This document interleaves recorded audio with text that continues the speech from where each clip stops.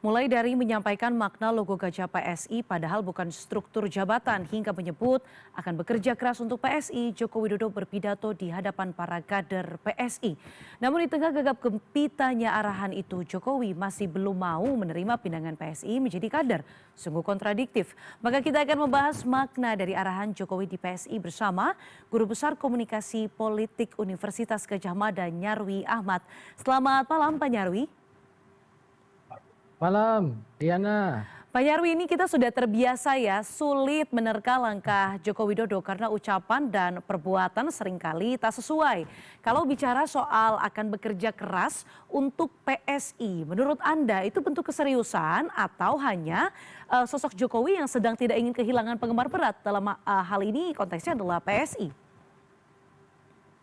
Ya, begini Diana, saya kira ya khusus terkait dengan pernyataan Pak Jokowi dalam Kongres PSI, itu saya kira cukup spesial ya. Kenapa? Yang pertama gitu ya, posisi Pak Jokowi gitu kan ini juga ayah dari Ketua Umum PSI ya, Mas Kaisang itu dulu.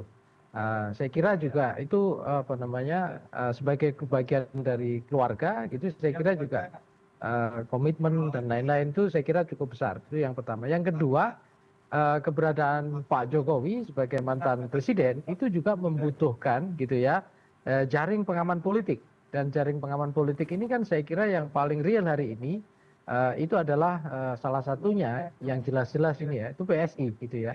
Walaupun kalau dikatakan partai-partai yang pernah dekat dengan Pak Jokowi banyak ya, tapi kan partai yang pernah mengusung Pak Jokowi kan sudah beberapa bulan lalu ya, sebelum Pilpres bahkan itu katakanlah tidak mengakui keberadaan Pak Jokowi ya, PDIP ya, seperti itu, sebagai anggota dari partai. Nah, dua hal ini tuh saya kira yang membedakan gitu ya, pernyataan Pak Jokowi dengan beberapa orang yang mengatakan untuk menyaksikan apakah benar kira-kira statement Pak Jokowi itu konsisten ya. Ada yang mengatakan biasanya di netizen tuh sering disampaikan, Pak Jokowi itu kadang sen kanan belok kiri. Nah, dalam konteks PSI saya kira ini kalau Pak Jokowi sen kanan ya sen kanan, kalau sen kiri ya sen kiri, kira-kira gitu.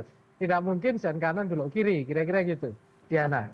Oke, dengan adanya relasi Joko Widodo, kemudian ada Kaisang di sana, bahwa memang mungkin spesifiknya pernyataan soal kerja keras ini mungkin akan terlihat, mungkin kita akan lihat nanti di 2029.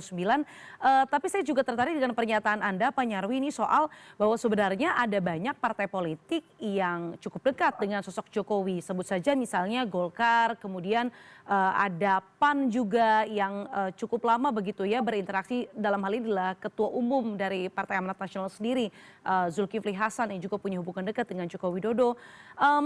Menurut Anda bahwa memang tidak masuknya Jokowi ke PSI ini karena memang ingin berdiri di tengah supaya bisa menjadi free player atau pemain bebas, atau seperti apa Pak Nyarwi? Ya, ada kemungkinan bisa begitu juga. Artinya gini, dengan tidak masuk dalam struktur PSI gitu ya, Pak Jokowi ini kan mantan presiden. Saya kira dia juga pengen kelasnya itu setelah pensiun dari presiden tetap dianggap sebagai negarawan, bukan sekedar politisi kan gitu. Nah, dan dengan tidak masuk struktur secara apa eksplisit, ya itu saya kira juga untuk menjaga gitu ya citra atau reputasi Jokowi, kira-kira gitu, sebagai mantan presiden, sebagai sosok yang negarawan, kira-kira gitu. Tetapi harus diingat gitu ya, yang diingat ya Diana, walaupun tadi dikatakan ada kedekatan-kedekatan ya dengan partai-partai yang lain, Golkar misalnya atau PAN, harus diingat ada konteks waktu ya. Ketika Pak Jokowi dekat dengan partai-partai tersebut, itu saya kira kan dalam kapasitasnya ketika sedang menjabat sebagai presiden. Ya, hal biasa dalam politik kalau orang berkuasa itu biasanya banyak kawan kan gitu. Kalau tidak berkuasa biasanya kawan itu juga lama-lama bisa tergeser atau menyingkir. Nah, yang real dalam politik itu seringkali adalah mereka yang kemudian menemani di kala-kala tidak ada kawan kan gitu. Nah, kalau kita lihat dalam konteks ini saya kira yang paling realistis ya, partai politik hari ini yang bisa menjadi sandaran ya, basis jejaring politik dan pengawan politik Jokowi itu adalah PSI. Nah, meskipun hari ini itu belum ada di parlemen ya, belum bisa menembus parlemen. Nah, itu saya kira ini yang lebih real ya, apalagi di sana dipimpin oleh putranya ya, Kaisang, seperti itu. Dan dalam dunia politik hari ini ya, banyak partai-partai politik yang kemudian gitu ya di sana ada jejaring keluarga. Nah, tentu di sini akan muncul perdebatan di kalangan publik. Ya, seperti Pak Jokowi sampaikan, ini PSI itu bukan partai keluarga atau ini dinasti. Tapi kan masyarakat juga melihat kan gitu, ketua umumnya di situ Kaisang kan gitu. Nah, ini juga kemudian banyak pertanyaan. Tadi ditulis di board yang besar tadi Super TBK kan gitu. Nah, pertanyaannya apakah akan benar-benar menjadi Super TBK saja gitu, artinya benar gitu, atau kemudian juga mengerucut seperti membentuk karakter seperti partai-partai politik yang lainnya, di mana juga nuansa dinasti gitu ya itu sangat kental di dalamnya, terlepas dari plus minusnya cara mengelola partai kan gitu. Nah, saya kira ada banyak hal ya di situ Diana ya. Dari pernyataan Pak Jokowi tadi kan juga ada beberapa poin yang tadi sudah disampaikan ya. Ya, pertama mendukung penuh misalnya begitu. Yang kedua juga bekerja keras gitu ya untuk PSI. Nah, kemudian juga kongres ini kan juga secara simbolik kemudian diselenggarakan di Solo ya, yang tadi disebutkan konon katanya gedungnya juga itu punya keluarga Pak Jokowi kira-kira gitu ya. Belum lagi gitu ya, kalau kita lihat gitu, ini kan konteksnya Jawa Tengah gitu ya.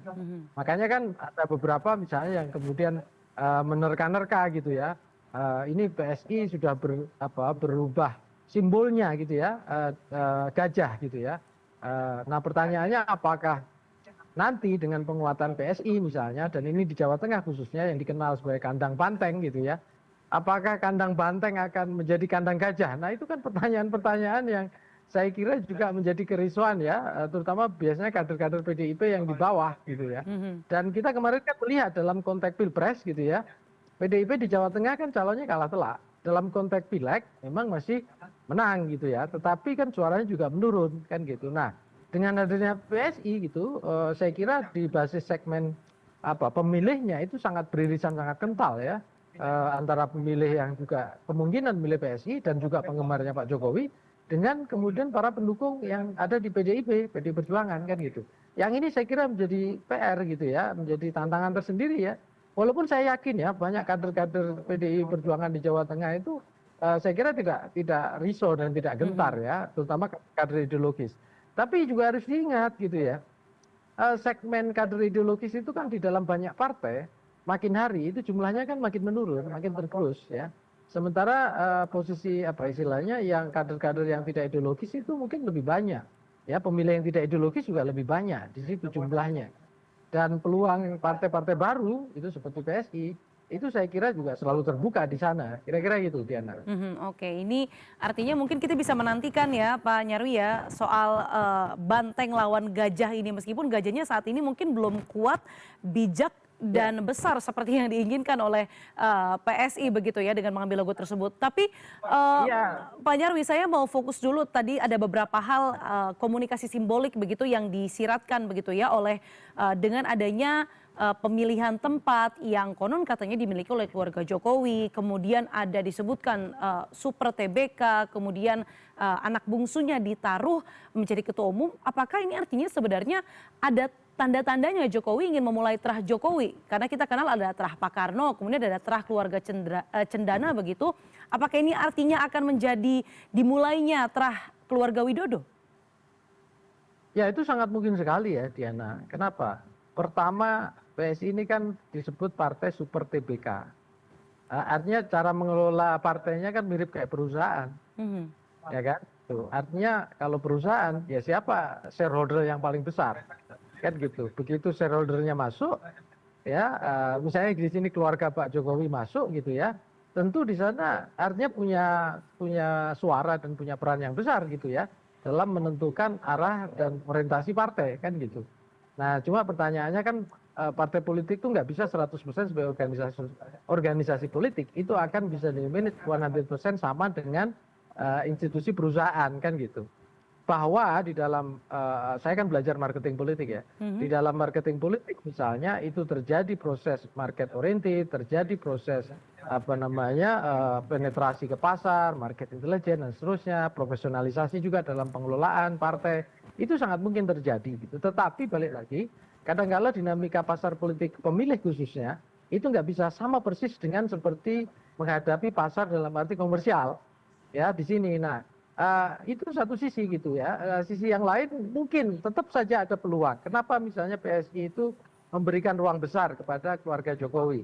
Karena harus diingat Pak Jokowi ini brand gitu ya. Ya. Dan kemarin-kemarin sampai hari ini pun juga masih banyak ya penggemarnya gitu. Kalau di beberapa survei teman bisa ada mengatakan yang mengapresiasi gitu ya, walaupun trennya menurun, ke Pak Jokowi kan masih 70-an% pemilih gitu ya. Nah pertanyaannya apakah Jokowi Fans Club ini gitu ya, itu bisa kemudian dikonversi suaranya gitu ya, menjadi basis pendukung PSI. Ini yang jadi PR kan gitu. Dan ini tidak mudah.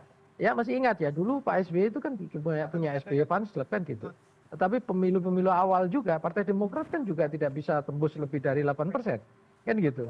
Nah baru periode ketika nah bahkan menurun kan pasca Pak SBY ya, seperti itu. Nah sama saya kira ini juga jadi tantangan ya, apakah para penggemar Pak Jokowi kira-kira gitu, termasuk elit-elit dan tokoh-tokoh itu mampu gitu ya, tertarik untuk kemudian masuk ke PSI gitu ya, termasuk menjadi orang-orang ikut membesarkan dan menggerakkan PSI. Nah ini yang saya kira menjadi tantangan-tantangan tersendiri, Diana, di sana. Oke, Pak Nyarwi mungkin dari tadi kita membahas soal Jokowi begitu ya. Saya ingin bergeser sedikit ke anak bungsunya karena tadi Anda menyebutkan bahwa PSI jika ingin menjadi partai yang kuat, yang besar, yang mampu sampai ke akar rumput ini artinya ada banyak pekerjaan rumah. Nah, sebagai pakar komunikasi politik, guru besar, kalau boleh saya sampaikan, bagaimana sebenarnya review Anda soal komunikasi politik Kaisang? Karena ketua umum meskipun partai politik tidak ada di parlemen begitu ya, Kaisang sendiri ini jarang sekali berkomentar soal isu atau terlibat sama politik isu, berkomentar soal misalnya putusan MK, soal pemilihan kepala daerah dan lain sebagainya. Bagaimana review Anda dan pekerjaan besar apa yang menanti Kaisang dari segi komunikasi politik ya sebagai ketua umum PSI yang kini berlogo gajah? Ya, kalau saya mau katakan gaya komunikasi politik Mas Kaisang ini sudah banyak beradaptasi ya sebagai ketua umum partai. Tetapi saya kira masih jauh ya dari strategi model-model kalau dikatakan bahwa top leader sebuah partai itu juga menjadi brand ambassador dari partai. Nah, saya kira juga di situ strategi komunikasinya belum terintegrasi dengan baik ya. Karena kalau tentu saya paham bahwa ada segmen-segmen pemilih ya yang disasar ya di PSI gitu. Tetapi saya kira Mas Kaisang perlu banyak ya mengupgrade gaya komunikasi politiknya. Ya dan di sini bukan hanya gaya atau style ya Diana ya, tetapi juga karakter seorang leader ya, kemudian juga visionary seorang leader atau visi dan model gaya kepemimpinan gitu ya. Dan juga bahkan pengetahuan gitu ya. Karena begini, otentisitas dan pengetahuan seorang leader itu hari-hari ini juga menjadi pertanyaan kan gitu. Artinya kadang-kala kan kemarin jangankan Mas Kaisang ya, kakaknya yang jadi wapres kan juga beberapa misalnya kelompok-kelompok yang menuntut di DPR itu ya supaya di-impeach itu kan salah satunya juga isu soal kompetensi ya, kemampuan. Nah, di sini justru tantangan bagi Kaisang ya untuk menunjukkan saya kira sebagai leader, sebagai top leader PSI, ketua umum, itu juga punya ya kemampuan kapasitas gitu ya dalam memimpin sebuah partai politik dan ini levelnya nasional ya. Karena juga kemarin kalau kita lihat sejarah Kaisang di PSI itu kan banyak munculkan kritik pada waktu itu ya. Beberapa hari dapat kartu gitu kan, tiba-tiba setelah itu jadi ketua umum. Nah ini kan artinya apa? Jalan tol untuk masuk ke partai yang itu privilege-nya luar biasa, yang tidak ada dalam sejarah di Republik Indonesia gitu ya. Itu kira-kira orang baru berapa hari punya kartu langsung jadi ketua umum. Nah ini yang kira menjadi tantangan yang harus dibuktikan oleh Kaisang kan gitu. Ya, saya kira ya peluang Kaisang masih lebar lah, karena masih muda kan gitu. Tadi aja di pidato Pak Jokowi kemarin kan disebutkan, ya PSI itu mungkin ya butuh 10 tahun lah paling enggak kira-kira. Kalau mau kerja keras ya, kemudian peluangnya menjadi partai yang besar atau partai menengah di Indonesia. Dan saya kira ini menjadi arena bagi Kaisang untuk membuktikan dirinya, kepemimpinan dirinya ya di partai politik. Dan kalau itu berhasil, ya saya kira justru ini antitesis terhadap Jokowi. Selama ini Jokowi kan dikritik tuh, ya kan? Tidak pernah berorganisasi dalam partai gitu, langsung masuk sebagai selebriti di partai dan kemudian masuk dalam panggung elektoral ya di pilkada, kemudian di pilpres. Nah biasanya kan yang ideal atau yang disukai para elit-elit politik khususnya gitu ya, yang berorganisasi partai ya harus berkarir di partai dulu dong. harus berdarah-darah bangun partai dulu dong. Setelah itu baru kemudian memanfaatkan panggung elektoral untuk menguji ya, atau paling enggak kemudian membangun pengaruhnya ke pemilih.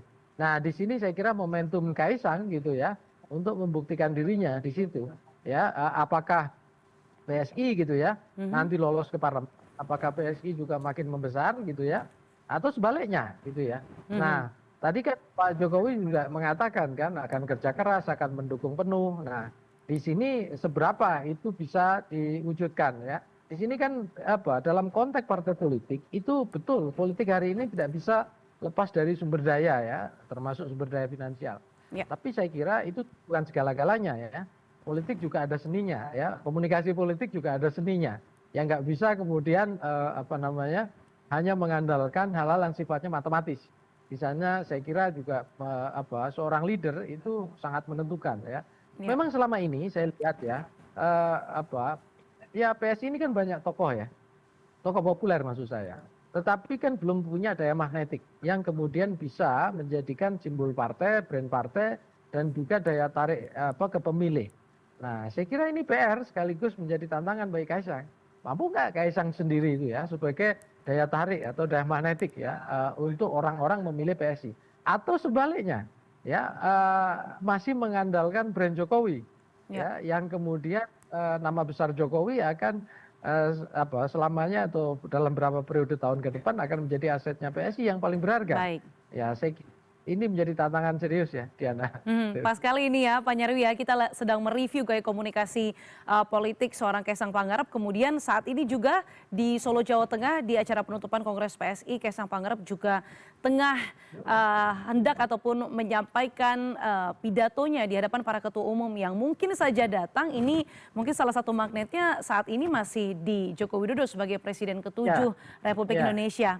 Baik, terima satu poin lagi, ya, poin lagi. silakan Diana. singkat Pak Nyarwi karena saat ini Presiden Prabowo sudah memasuki acara Kongres. Iya, Kaisang kan mengatakan PSI masih simbolnya gajah dan gajah yang kecil. Nah, pertanyaannya apakah Kaisang nanti akan menjadikan dirinya sebagai gajah besar sekaligus PSI menjadi gajah besar. Nah, kita akan lihat nanti itu. Oke, baik. Kita akan lihat bagaimana PSI ke depannya, apakah masih dalam bayang-bayang Jokowiisme atau mungkin Kaisang Pangarep bisa mengalihkan begitu ya, terah Jokowi menjadi gaya kepemimpinannya sendiri, menjadi gajah yang besar. Terima kasih atas elaborasi dan juga analisa lengkap Anda pada malam hari ini di CNN Indonesia Prime News. Pak Nyarwi, Guru Besar Komunikasi Politik Universitas Gadjah Mada. Selamat malam Pak Nyarwi, terima kasih banyak. Malam, Diana.